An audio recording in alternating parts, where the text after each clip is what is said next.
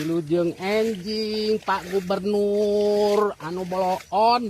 Aduh, gubernur gebleg. Pak Deddy gak bisa bahasa Inggris. Pak Deddy konten. Waduh. Pak Deddy main raja-rajaan. Banyak masyarakat Jawa Barat yang jadi penganggur gara-gara kepemimpinan Kang KDM. Halo sobat semuanya, berjumpa lagi bersama saya di Intonasi. Apa kabar kalian semuanya? Semoga dalam keadaan baik-baik saja. Makin kesini makin ada aja orang-orang yang asal bunyi, asal ngomong ya. Nah, di mana ada video viral yang dia ini memprotes Gubernur Jawa Barat Kang Deddy Mulyadi terkait masalah tambang. Namun cara dia berbicara dan juga kata-katanya itu sangat tidak pantas sekali ya. Di mana dia menyebut Gubernur Jawa Barat ini dengan sebutan blow on. Marah boleh, kecewa boleh. Tetapi jangan sampai kita menggunakan kata-kata yang tidak pantas untuk ngata-ngatain orang lain. Termasuk Gubernur Jawa Barat Kang Deddy Mulyadi. Tidak hanya itu ya, ada juga beberapa orang yang diduga pendemo bayaran yang menyinyir Kang Deddy Mulyadi dan mengatakan KDM ini tidak becus berbahasa Inggris ya. Jadi tidak pantas KDM ini menjadi pemimpin. Waduh. Nah, ada juga Sekda Jawa Barat yang menekankan kembali sesuai instruksi dari Kang Deddy Mulyadi sebagai Gubernur Jawa Barat bahwasanya perbankan di Jawa Barat khususnya harus bisa bersaing dengan Bank Emok karena tidak sedikit warga Jawa Barat ini yang ketergantungan terhadap Bank Emok ini padahal kan bunganya sangat besar sekali. Untuk informasi selengkapnya mari kita simak sama-sama videonya. Insya Allah Pak, yang ada di kami sekarang Pak Gub sudah menyampaikan tegas, jelas, ya tidak boleh mempersulit. Sekda Jawa Barat nih ya. Sebaliknya kami harus jemput. Dan kami siap untuk melakukan itu. Ayo, bareng-bareng Bapak Ibu. Ternyata Bank Emok masih ada di mana-mana. Bapak Ibu tahu nggak? Bank Emok seperti apa? 25% sak bulan. Di siang lain ada namanya KUR Supermikro, 3%. Tapi berapa banyak yang bisa akses KUR Supermikro? Buka data perbankan. Apakah terserap? Tidak Bapak Ibu. Bahkan relatif kecil kok. Padahal fasilitasnya sudah ada dari negara. Artinya rakyat lebih memilih Bank Emok. Dan itu PR kita, PR Pemda, PR OJK, PR BI. Masa kalah sama Bank Emok? Mana negara? Ayo, saya udah riset Pak. Leletikan di lembur. Kenapa rakyat memilih Bank Emok? Hiji, literasi rakyatnya terbatas. Terkait dengan literasi keuangan. Ayo kita kasih pemahaman tentang literasi keuangan. Setikmahi lobanya dan seterusnya. Karena cari yang sederhana masyarakat itu. Kadele, karasa, karampa. Dia tidak berpikir long term. Kedua, bisnis proses Bank Emok itu keren. Walaupun prakteknya nyekek. Setelah ijab kabul dicekek ke Bank Emok. Tapi bisnis prosesnya gancang Pak.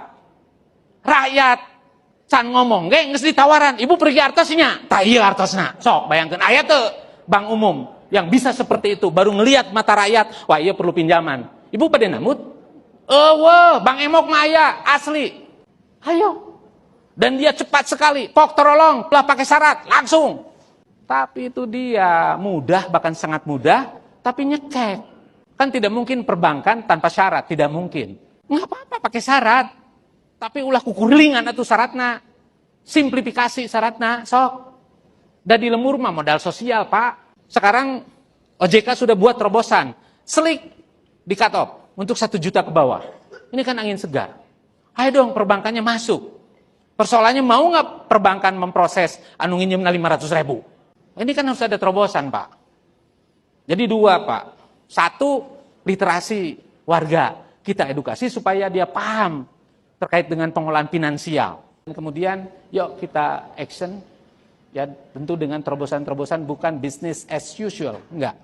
Ini harus ada terobosan. Dan saya yakin bisa. Saatnya rakyat mendapatkan layanan terbaik, tercepat, termurah, termudah, dan teraman. Nah sobat semuanya, jadi ini PR ya bagi khususnya pemerintah Provinsi Jawa Barat dan jajarannya untuk bisa bersaing dengan Bank Emok ya, supaya masyarakat itu beralih ya dari yang nyekek itu ke yang lebih mudah dan lebih gampang dan tentunya bermanfaat bagi masyarakat khususnya Jawa Barat. Nah, di sini juga seperti yang saya katakan tadi, banyak warga Jawa Barat yang asal bunyi, asal ngomong kepada Gubernur Jawa Barat Kang Deddy Mulyadi yang ngatain blow on lah, nggak bisa bahasa Inggris lah ya. Langsung saja nih, seperti apa nih orang-orangnya, kita simak sama-sama ya. Kepada yang terhormat Pak Deddy Mulyadi, Gubernur Jawa Barat, saya mewakili masyarakat di Kecamatan Cigudeg mempertanyakan Pak ya, mempertanyakan masalah pertambangan. Kapan Pak Bapak ngasih keputusan dibuka atau mau ditutup permanennya Pak? Jadi masyarakat di sini bertanya-tanya Gitu Pak. Jadi mohon Pak segera kasih keputusan Pak, karena masyarakat di sini selalu bertanya-tanya Pak. Dan satu lagi Pak, ini masalah uang kompensasi juga, masyarakat di sini masih menunggu mau diturunkan atau tidak gitu Pak. Masyarakat di sini Pak masih menunggu keputusan dari Bapak ya. Karena kalau belum ada keputusan dari Bapak, masyarakat di sini akan mengadakan unjuk rasa Pak, unjuk rasa lagi. Tolong Pak ya, segera kasih keputusan dari Bapak supaya tidak ada unjuk rasa lagi Pak. Terima kasih. Sejak kepemimpinan KDM di Jawa Barat, banyak masyarakat Jawa Barat yang jadi penganggur. Banyak perusahaan-perusahaan yang ditutup dan bangkrut gara-gara kepemimpinan Kang KDM. Tega KDM, tega akang, ka warga sendiri, ka masyarakat Jawa Barat sendiri sampai nganggur saat ini, perusahaannya ditutup, bangkrut gara-gara akang. Nah, akang temikirkeun sampai ke sana, sampai ke perut masyarakat yang nganggur sekarang, Kang. Akang tega akang. Tapi kunaon atuh mararaneh bet digawe di perusahaan anu melanggar aturan. Jadi ku Kang KDM teh ditutup. Tah KDM teh bukan menutup kalau perusahaan tersebut mengikuti aturan yang berlaku, tidak akan ditutup, tidak akan diberhentikan. Anda yang bekerja tidak akan jadi penganggur.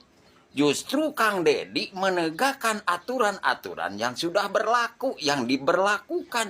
Coba kalau perusahaan-perusahaan tersebut mengikuti aturan yang sudah berlaku, kalian masih bekerja. Perusahaan masih tetap berjalan. Mantap Kang Dedi, terus tegakkan keadilan dan kebenaran. Saya masyarakat Jawa Barat 100% mendukung Anda. Wilujeng enjing Pak Gubernur anu boloon. Ya aing nyawa geus anggeus ye, geus ngemplong. Kata-katanya itu loh. Gera buka eta gunung. Kamana deui ieu nang pakulian kuli mopok geus eueuh. Aduh. Gubernur gebleg. Iya, orang mana sih nya? Ah, cara kenapa meureun ngomong jeung babaturan? Cari lah. Padu keluar eta ti bacot nanya. Sakitu teh ka gubernur wanieun, kumaha ka urang meureun.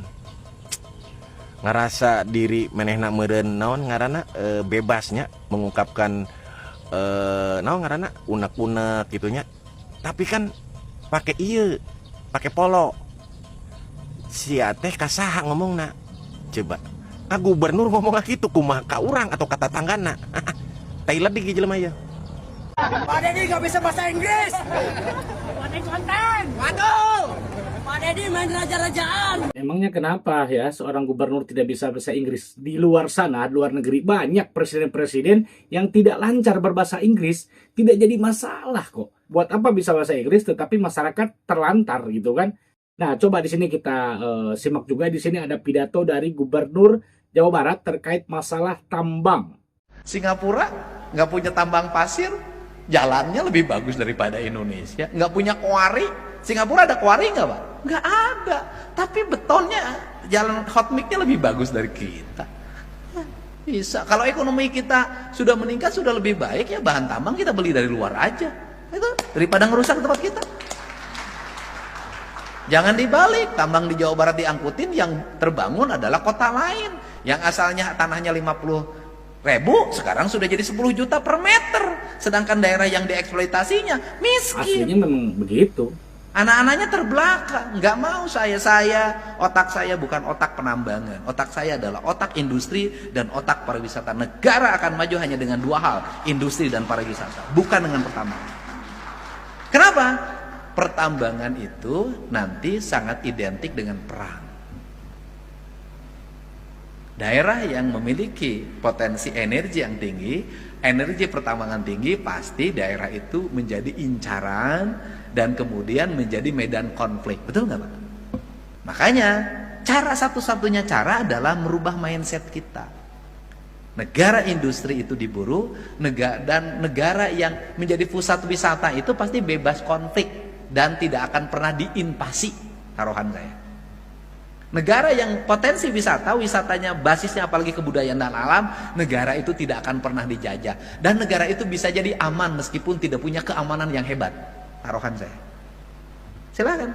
Di Eropa ada negara yang tanpa kekuatan militer, tapi negara itu menjadi negara wisata. Ada negara yang nyaman disimpan duit, kayak di Swiss. Swiss itu kan semua duit disimpan di situ. Negara terpercaya tempat nyimpen duit yang paling aman. Bayangin aja, negara yang terpercaya tempat nyimpen duit yang paling aman. Tanpa apapun dia bisa maju negaranya karena duitnya banyak disimpan di situ. Di kita mah lain. Nah, sobat semuanya ya, jadi ya pertambangan bukan salah satu pokok utama bagi suatu kemajuan bangsa ya, malah itu benar juga sih ya kata Kang Deddy Mulyadi, ini menjadi incaran. Misalnya kita contohnya tambang minyak lah ya, banyak minyak-minyak di luar negeri sana, terutama di Timur Tengah, yang selalu aja konflik-konflik sampai saat ini pun belum reda-reda di sana, karena memerebutkan itu ladang minyak, pertambangan minyak itu kan. Tetapi ya negara yang tidak ini ketambangnya seperti misalnya Singapura, Swiss tadi yang dikatakan oleh Kang Deddy Mulyadi, yang dekatnya kita Singapura aja lah ya. Jauh tuh dari konflik, tetapi ya negaranya maju, masyarakatnya ya dikatakan makmur ya. Memang benar juga sih menurut saya ya. Nah, di sini bukan berarti Kang Deddy Mulyadi anti pertambangan, bukan, tetapi kan pertambangan itu lama-kelamaan akan habis.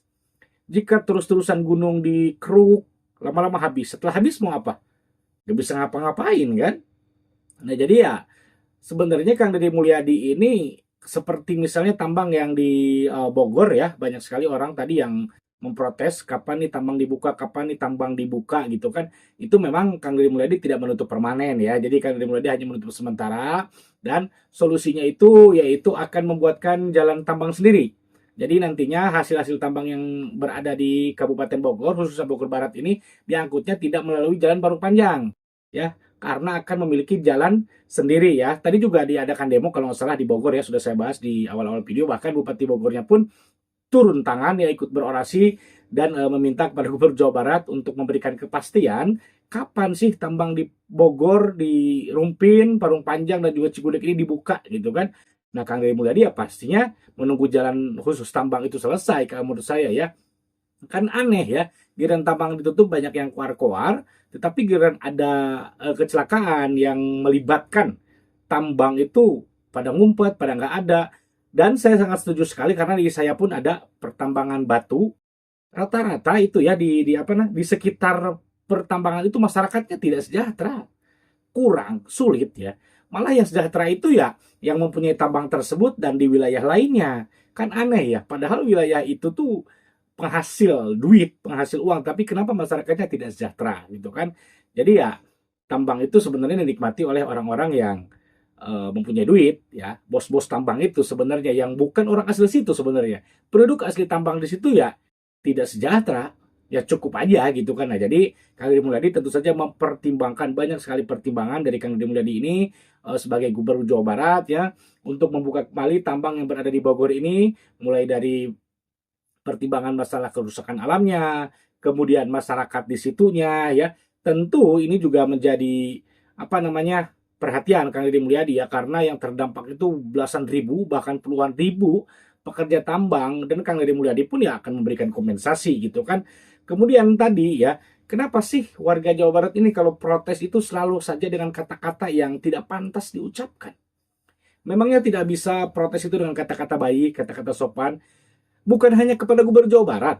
Kita ngobrol ke orang lain ataupun berbicara ke yang lebih tua itu kan harus sopan. Ya, bukan hanya gubernur. Kepada siapapun kita ngobrol itu tutur bahasa kita tuh harus sopan. Ini kok ngatain blow on, ngatain dablek, itu kan tidak pantas. Menurut sekesal-kesalnya kita, sebenci-bencinya kita, itu kan baik itu kepada orang lain ataupun mungkin kepada Gubernur Jawa Barat Kang Deddy Mulyadi, menurut saya pribadi tidak perlulah kita berkata-kata seperti itu. Karena jika kita dikatain seperti itu pun pasti kan nggak mau, ya. Kemudian tadi juga ada segerombolan anak muda ya yang membawa poster itu, entah dia mau berdemo apa gimana, tetapi kan sangat janggal dia demo mau ngapain gitu kan. yang mengatakan Kang Deddy Mulyadi main raja-rajaan, Kang Deddy Mulyadi nggak bisa Inggris, nggak bisa bahasa Inggris. Apa urusannya? Gitu loh. Bahasa Inggris itu menurut saya pribadi nih, menurut saya bukan bahasa nomor satu lah. Banyak gitu kan, kita bisa melihat misalnya di video-video banyak sekali kan, seperti Xi Jinping, presiden Cina, presiden Rusia kan, suka memakai apa namanya, earphone di sininya ya, ketika ada presiden dari negara lain yang berbicara. Itu kan berarti kan membuktikan bahwa mereka itu pun tidak terlalu fasih, bukan nggak bisa, tetapi tidak terlalu fasih berbicara bahasa Inggris. Seharusnya kita bangga dengan bahasa kita sendiri, bahasa Indonesia. Bahkan kan bahasa Indonesia mau dinobatkan ya menjadi bahasa utama se-Asia Tenggara, se-ASEAN ya. Ya. Jadi kita harus bangga. Kenapa harus bangga dengan bahasa orang lain? Tidak masalah. Lagian sekelas Kang Deddy Mulyadi, bahasa Inggris menurut saya kan nanti juga akan ada juru bahasa, juru bicara gitu kan. Ketika Kang Deddy Mulyadi apa namanya menghadiri forum-forum internasional, kan pernah juga tuh Kang Deddy Mulyadi berpidato di PBB kan menggunakan juru bicara dia, menggunakan juru bahasa dia kan. Tidak jadi masalah, kita berkomunikasi dengan apa saja juga bisa. Yang penting pemimpin tersebut ya berpihak kepada rakyat, rakyatnya sejahtera, rakyatnya bahagia. Bahasa Inggris mah nomor sekian lah menurut saya gitu kan, daripada pemimpin yang jago bahasa Inggris, pinter bahasa Inggris, fasih bahasa Inggris, tapi hanya omon-omon gitu kan. Rakyatnya ya menderita, tidak sejahtera. Buat apa pemimpin seperti itu ya?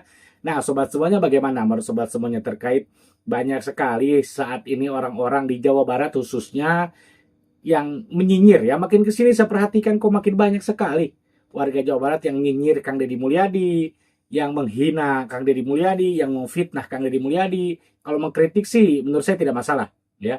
Apalagi nyinyirannya itu dengan kata-kata yang kasar, yang tidak pantas diucapkan gitu kan. Bagaimana menurut sobat semuanya nih ya? Jika punya pendapat silahkan tulis di kolom komentar. Terima kasih sudah menonton, sampai di sini dulu videonya. Jika suka dengan video ini silahkan tekan tanda like dan juga klik tombol subscribe-nya. Sampai jumpa lagi di video selanjutnya. Assalamualaikum warahmatullahi wabarakatuh.